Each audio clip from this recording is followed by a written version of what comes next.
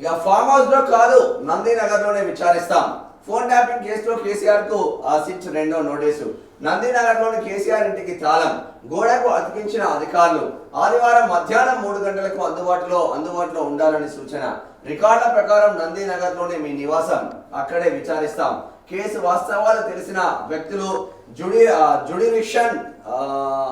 Jurisdiction పరిధిలోనే హాజరు కావాలి.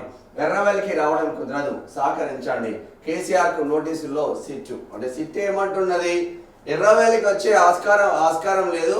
యాజ్ పర్ రూల్స్ ప్రకారం, యాజ్ పర్ మీరిచ్చిన డాటా ప్రకారం నందినగర్ లోనే మీ నివాసం కాబట్టి నందినగర్ నివాసంలోనే 3 గంటలకు ఆదివారం పూట విచారిస్తామని చెప్తా ఉన్నారు.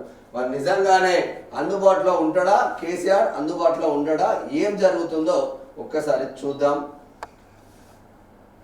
ఎత్తులకు పై ఎత్తులు వేయడంలో కేసీఆర్ దిట్ట, అది అందరికీ తెలిసిందే మనకు. ఫోన్ ట్యాపింగ్ కేసులో సిట్ దూకుడు పెంచింది. మాజీ సీఎం కేసీఆర్ ను విచారించేందుకు శుక్రవారం మరోసారి నోటీసు జారీ చేసింది. బంజారా హిల్స్ నందినగర్ లోని ఆయన నివాసంలోనే ఆదివారం మధ్యాహ్నం 3 గంటలకు విచారిస్తామని వెల్లడించింది. నిర్ణీత సమయంలోనే అందుబాటులో ఉండాలని సూచించింది. ఈ మేరకు 160 సిఆర్పిసి కింద రెండో నోటీసు జారీ చేసింది. నోటీసులు ఇచ్చేందుకు శుక్రవారం రాత్రి 9:15 నందినగర్ లోని కేసీఆర్ నివాసానికి సిట్ అధికారులు వెళ్లారు. కాగా ఆ సమయంలో కేసీఆర్ ఇంటికి తాళాలు వేసి ఉన్నాయి. ఇంటి బయట 2 సెక్యూరిటీ సిబ్బంది మినహా కేసీఆర్ పిఏ సహా ఇతర సిబ్బంది ఎవరు అందుబాటులో లేరు. నోటీసులు ఇస్తామని ముందుగానే గుర్తించి అందుబాటులో లేకుండా వెళ్లిపోయినట్లు సిట్ అధికారులు భావిస్తున్నారు. దీంతో ఇంటి గోడకు నోటీసులు అంటించిన పరిస్థితి మాత్రం ఉంది. ఎన్నికల అఫిడవిట్, అసెంబ్లీ రికార్డుల ప్రకారమే నోటీసులు. నందినగర్ లోనే విచారించడానికి గల కారణాలను ఆ నోటీసులో పేర్కొన్నారు. గురువారం జారీ చేసిన మొదటి నోటీసుకు సంబంధించి కేసీఆర్ ఇచ్చిన రిప్లై గురించి రెండో నోటీసులో ప్రస్తావించారు. పంజాగుట్ట పోలీస్ స్టేషన్ లో నమోదైన క్రైమ్ నెంబర్ 243/2024 కేసులో దర్యాప్తులో భాగంగా సెక్షన్ 160 సిఆర్పిసి కింద నోటీసులు జారీ చేశారు. అధికారిక రికార్డులు, ఎన్నికల అఫిడవిట్, రాష్ట్ర శాసనసభ రికార్డులతో ప్రకారం నందినగర్ లోనే అడ్రస్ తో నోటీసులు ఇచ్చాం. ఆ నోటీసులను అందుకున్న తర్వాత మీరు ప్రత్యుత్తరంగా వినతి పత్రం పంపారు. మున్సిపల్ కార్పొరేషన్ల ఎన్నికల నామినేషన్లు ఉన్నందున విచారణకు హాజరు కాలేనని రిప్లై ఇచ్చారు. 65 ఏళ్లు పైబడినందున ఎర్రవెల్లిలోని ఫామ్ హౌస్ లోనే విచారించాలని కోరారు అని రెండో నోటీసులను వివరించారు. చట్టపరంగానే నోటీసులు ఫామ్ హౌస్ లో విచారించమంటున్నారు. ఈ క్రమంలోనే సెక్షన్ 160 సిఆర్పిసి గురించి సిట్ అధికారులు ప్రస్తావించారు.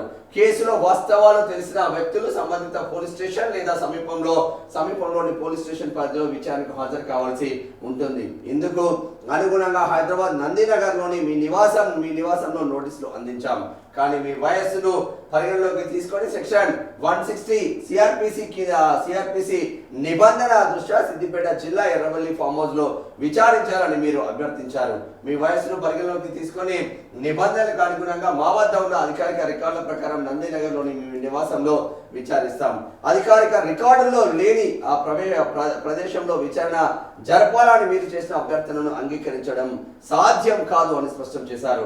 అంతేకాకుండా విచారణలో భాగంగా అనేక రకాల అతి సున్నితమైన ఎలక్ట్రానిక్ పరికరాలు, ఫిజికల్ రికార్డులను పరిశీలించాల్సి ఉందన్నారు. వీటిని ఎర్రవెల్లికి తీసుకురావడం సాధ్యం కాదని తెలిపారు. కాబట్టి నోటీసులో పేర్కొన్న విధంగా ఫిబ్రవరి 1 మధ్యాహ్నం 3 గంటలకు హైదరాబాద్ లోని నందినగర్ లో గల అధికారిక నివాసంలో అందుబాటులో ఉండాలని సూచించిన నేపథ్యం మాత్రం ఉంది. నిజంగానే మరి కేసీఆర్ అందుబాటులో ఉంటాడా?